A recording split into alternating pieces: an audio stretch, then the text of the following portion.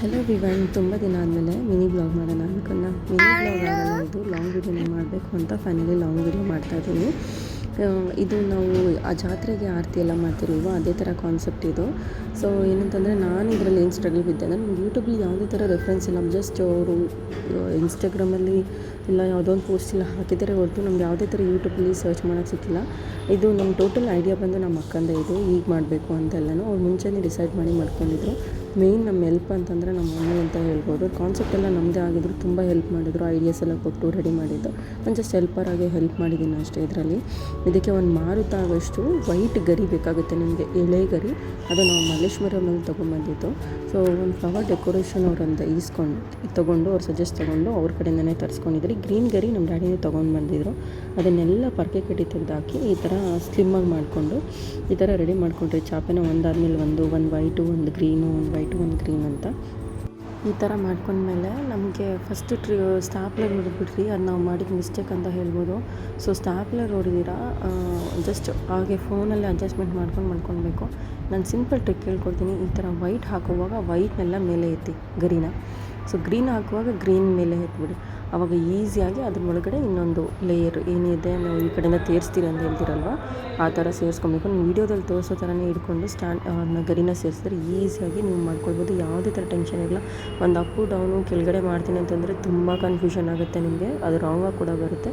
ಅದನ್ನು ಕೂಡ ಟ್ರೈ ಮಾಡಿನೇ ನಾವು ಸುಸ್ತಾಗಿ ಫೈನಲಿ ಈ ಥರ ಟ್ರೈ ಮಾಡಿರೋದು. ಸೊ ಈ ಥರ ಮಾಡಿದಾದ್ಮೇಲೆ ನಾವು ರಿಂಗು ಏನು ಮಾಡಿದ್ರಿ, ಒಂದು ಕಬ್ಬಿಣದ್ದು ಏನು ಮಾಡಿಸ್ಕೊಂಡಿದ್ರಿ ಮೆಸ್ಸು, ಆ ಮೆಸ್ಸಿಗೆ ಸುತ್ತಕ್ಕೆ ಸ್ಟಾರ್ಟ್ ಮಾಡಿದ್ರಿ ನಾವು. ಲೇಟಾಗಿ ಹೋಗಿದೆ ಅಂತ ಅಂದ್ಬಿಟ್ಟು. ಸೊ ಅದರಲ್ಲಿ ನಮ್ಮ ಮಮ್ಮಿ ಬಂದು ಸ್ವಲ್ಪ ಎಲ್ಲ ಕಟ್ ಮಾಡಿ ಅಡ್ಜಸ್ಟ್ ಮಾಡಿ ಸ್ಟಾರ್ಟ್ ಮಾಡೋಕ್ಕೆ ಒಂದು 4 o'clock ಆಗಿತ್ತು. ನಾವು ಯೂಶ್ವಲಿ ಸ್ಟಾರ್ಟ್ ಮಾಡೋಕ್ಕೆ 12 o'clock ಆಗಿತ್ತು. 11:30ಗೆ ಸ್ಟಾರ್ಟ್ ಮಾಡಿದ್ದು.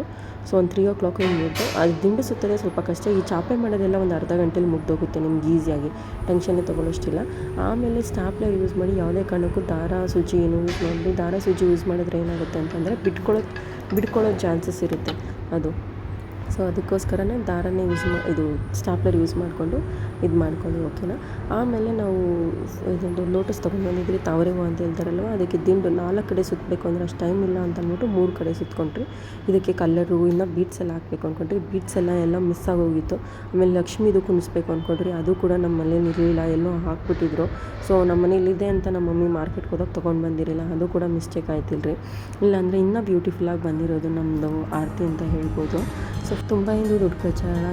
ನೀವು ಮಾಡಿದಾಗ ಆಗೋ ಸ್ಯಾಟಿಸ್ಫ್ಯಾಕ್ಷನು, ಇಲ್ಲ ಅಂಗಡಿಯಿಂದ ತೊಗೊಂಬರೋ ಸ್ಯಾಟಿಸ್ಫ್ಯಾಕ್ಷನು ಬೇರೆ ಥರನೇ ಇರುತ್ತೆ. ಯಾಕೆ ಅಂತಂದರೆ ನಾವು ಮಾಡಿದ್ದಾಗ ಎಲ್ಲರೂ ಹೊಗಳಿಕೆ ಕೊಟ್ಟಾಗ ಅದು ತುಂಬ ಖುಷಿಯಾಗುತ್ತೆ. ಎಷ್ಟು ಜನ ನಮ್ಮನ್ನು ಕಾಂಪ್ಲಿಮೆಂಟ್ಸ್ ಮಾಡಿಸಿದ್ರು ಅಂದರೆ ತುಂಬ ಚೆನ್ನಾಗಿ ಬಂದಿದೆ, ತುಂಬ ಚೆನ್ನಾಗಿ ಬಂದಿದೆ ಅಂತ. ನಾವು ಇದು ಸೋಮವಾರಕ್ಕೆ ಮಾಡಿದ್ದು. ಯೂಶ್ವಲಿ ನಮ್ಮೂರವ್ರು ಮಾತ್ರ ಗೊತ್ತಿರುತ್ತೆ. ಸೋಮವಾರದಲ್ಲಿ ಶಿವನ ಆರತಿಗೆ ಮಾಡ್ತೀವಿ ನಾವು, ಶಿವನಿಗೆ ಮಾತ್ರ. ಸೊ ಬುಧವಾರದಲ್ಲೂ ಏನದು ಮುತ್ತೆಲಮ್ಮನ್ಗೆ ಅಂತ ಮಾಡ್ತೀರಿ. ಸೊ ಮುತ್ತೆಲಮ್ಮನ್ ಮಾಡೋಕ್ಕೆ ಅವತ್ತು ನಾನ್ ವೆಜ್ ಎಲ್ಲ ಮಾಡಿ ನಮ್ಮ ಕೈಲಿ ಆಗಲ್ಲ, ಮತ್ತು ಎತ್ಕೊಳ್ಳೋಕೆ ಯಾರೂ ಇರಲಿಲ್ಲ ನಮ್ಮ ಮನೇಲಿ. ನಾನು ನಮ್ಮ ಅಕ್ಕ ಅಂದರೆ ಅಡುಗೆ ಮಾಡೋದ್ರಲ್ಲೇ ಸರಿ ಹೋಗಿರುತ್ತೆ ಅಂತ ಅಂದ್ಬಿಟ್ಟು ಸೊ ಇವತ್ತೇ ಮಾಡಿ ಮುಗಿಸ್ಬಿಡೋಣ ಅಂತ ಮಾಡಿದ್ವಿ. ಫೈನಲಾಗಿ ನಮ್ಮ ಆರತಿ ಈ ಥರ ಬಂತು. ತುಂಬ ಜನ ಕಾಂಪ್ಲಿಮೆಂಟ್ಸ್ ಕೊಟ್ಟರು. ಅವ್ರಿಗೆಲ್ಲ ತುಂಬ ಥ್ಯಾಂಕ್ ಯು ಅಂತ ಹೇಳ್ಬೋದು. ಏಕೆಂತಂದರೆ ನಾವು ಇನ್ನೊಂದ್ಸಲ ಮಾಡೋಕ್ಕೆ ಅದು ಹುಮ್ಮಸ್ ಅಂತ ಬರುತ್ತೆ. ಸೊ ಅದಕ್ಕೋಸ್ಕರ ತುಂಬ ಚೆನ್ನಾಗಿ ಬಂದಿತ್ತು.